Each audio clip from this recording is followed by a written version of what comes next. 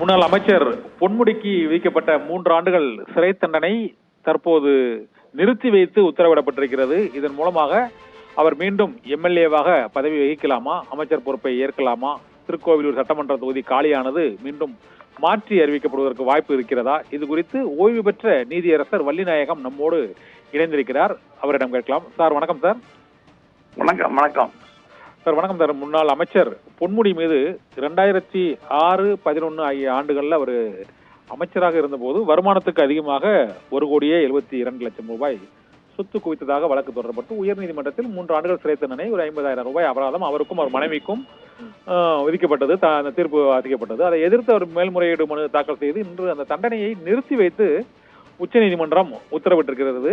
இதன் மூலமாக அவர் மீண்டும் எம்எல்ஏவாக தொடர்வதற்கு வாய்ப்பு இருக்கிறதா சார்? சார், தண்டனையை மட்டும் நிறுத்தி வச்சா நிச்சயம் வாய்ப்பு இல்லை.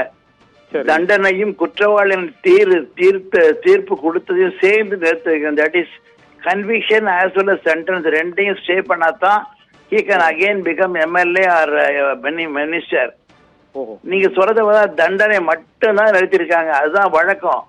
நீங்க கீழ்கோர்ட்ல சென்டென்ஸ் சிறை தண்டனை கொடுத்தோம்னா அப்பீல் கோர்ட்டு போட்டா ஆட்டோமேட்டிக்கா ஸ்டே பண்ணுவாங்க. டவுட்டே கிடையாது. சரி. அதனால தண்டனை மட்டும் நிறுத்தி வைக்கப்பட்டால் நிச்சயமாக அவர் மீண்டும் எம்எல்ஏ ஆக முடியாது, மீண்டும் மந்திரி ஆக முடியாது சார்.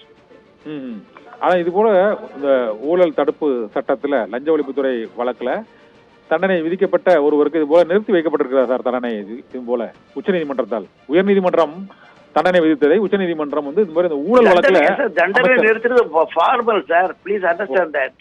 ஓகே. அதாவது appeal right of accused sir.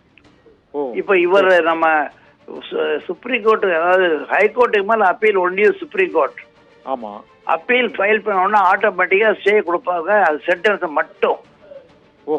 Sentence கொடுக்கலன்னா அதான் உங்க ஞாபகம். ஈவன் ராஜீவ்காந்தி கேஸ்ல முதல்ல சென்டென்ஸ் மட்டும் தான் ஸ்டே பண்ணாங்க. அதுக்கப்புறம் தான் இவங்க சண்டை போட்டு கன்விக்ஷன் ஸ்டே பண்ண சொன்னாங்க. அதே போல லட்சதீப் கேஸ்ல எம்பி அவரை சென்டென்ஸை மட்டும் தான் ஸ்டே பண்ணாங்க. அவரால் பார்லிமெண்ட் உள்ள போக முடியல. அதுக்கப்புறம் அதை ஸ்டே பண்ணணும் திரும்ப முறையிட்டு அது சுப்ரீம் கோர்ட் மாட்டேன்னு சொல்லி ஹைகோர்ட் கொடுத்ததுக்கு அப்புறம் தான் அவர் திரும்ப எம்பி ஆனாரு. Conviction must be stayed is clear. Even MLA Jayalalithaa case அதான் ப்ராப்ளம். அதாவது ஒரு இப்போதைக்கு தண்டனை தான் நிறுத்தி வைக்கப்பட்டிருக்கிறது. ஆனால் அது தீர்ப்பு முழுமையாக நிறுத்தி வைக்கப்படல. அதான் சார் சொல்ல வரீங்க? ஆமாமா. அந்த தீர்ப்பு, அந்த தண்டனையும், அந்த அபராதம், அந்த தீர்ப்பு நிறுத்தி வைக்கப்பட்டு குற்றமற்றவர்னு தீர்ப்பளித்தால் மட்டுமே அவர் எம்எல்ஏ பதவியை தொடர முடியும். இப்போது தண்டனை குற்றமற்றவர்னு சொன்னா தான் அவர் எம்எல்ஏ பதவியோ எம்பியோ அது வேற கட்சி, அதாவது அரசியல்லையோ வர முடியும். இல்லன்னா அந்த பதவி போனதுதான். அதனால குற்றமற்றவர் இது அது அடுத்த முடிவு வரைக்கும் அப்பீல் சப்போஸ் அப்பீல்ல ஜெயிச்சு குற்றமற்றவர் அப்படின்னு ஒருவேளை மேல்முறையீட்டு சுப்ரீம் கோர்ட் சொன்னா திரும்ப இவர் மனிதனாக மாற முடியும். சரி சரி சரி. அதான் சட்டம். ஆனா ரியல் அந்த சென்டென்ஸ் சுப்ரீம் கோர்ட் என்ன சொல்லிருக்காங்க அந்த வார்த்தைகள் எனக்கு தெரியல. நீங்க சொல்ற தண்டனை மட்டும் நிறுத்தி வச்சா நிச்சயமாக கன்விக்ஷன் நிறுத்தப்பட மாட்டாது. இன்னும் அடுத்த கட்ட விசாரணைகள் தொடர்ந்து இந்த வழக்குல இருந்து விடுவிக்கணும்னு சொல்லி அவங்க வாதிடுவாங்கன்னு நினைக்கிறேன். இருதரப்புலையும் வாதிடுவாங்கன்னு நினைக்கிறேன். இல்ல ஒன்றும் டேரக்டா வழக்கு தான் நடத்தும். வாதிட சான்ஸ் இல்ல. ஸ்டே பண்ணிக்கா எல்லாம் ஆர்கியூ பண்ணதுக்கு அப்புறம் தான் இது மட்டும் ஸ்டே பண்ணிருக்காங்க. சரி சரி. அதையும் கேட்க மாட்டாங்க. ஒருவேளை கேட்டான்னா சுப்ரீம் கோர்ட் தரது ரொம்ப கஷ்டம். Very very very rare case. ஒரே ஒரு கேஸ்ல கொடுத்தாங்க, அது கூட அப்படிதான் இல்லைன்ட்டாங்க. சரி சரி சரி சரி. அதனால ஹைகோர்ட் கொடுத்த தண்டனை நிறுத்தி வைக்கிறதுனால மட்டுமே ஒருத்தர் இதாக முடியாது. ஆனால் தொடர்ந்து வழக்கு விசாரணை நடக்கும். அதுலதான் முடிவு. வழக்கு விசாரணை அப்பீல் நடக்கும். அப்பீல் நடக்கும். சரி சரி. ஆமா, சுப்ரீம் கோர்ட் அப்பீல் நடக்கும். அப்பீல் நடந்து இவர் அந்த அப்பீலே தப்பு, குற்றவாளின்னு சொன்னது தப்புன்னு சொன்னாதான் இவர் மீண்டும் அரசியல் நுழைய முடியும்.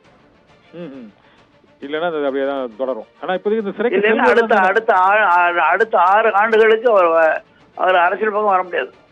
அது ஓகே சார். ஆனா இப்போ இவர் இந்த 3 ஆண்டு சிறை தண்டனை விதிக்கப்பட்ட சூழ்நிலையில ஒரு சிறைக்கு செல்லக்கூடிய சூழ்நிலை அது ஏற்படுவதற்கான வாய்ப்பு இருக்கா சார்? அதுல இருந்து ஒரு ரிலீஃப் கிடைச்சிருக்குன்னு சொல்லலாமா?